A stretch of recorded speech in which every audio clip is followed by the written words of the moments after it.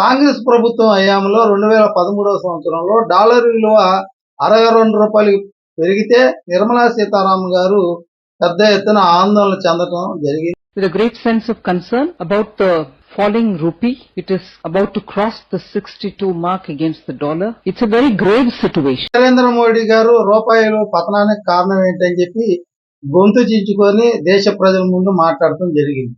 ఇది నమ్మిన ప్రజలు నరేంద్ర మోడీ గారికి పట్టం కడటం జరిగింది. అయితే రూపాయలు దానికి మించి పతనం అవడం జరిగింది.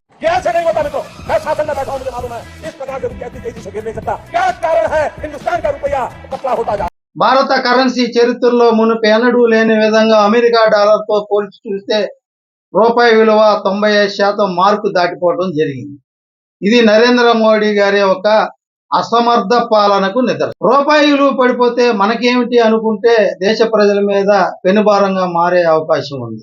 ముఖ్యంగా దిగుమతుల్లో చమురు, ఎలక్ట్రానిక్ వస్తువులు బాగా రేట్లు పెరిగే అవకాశం ఉంది.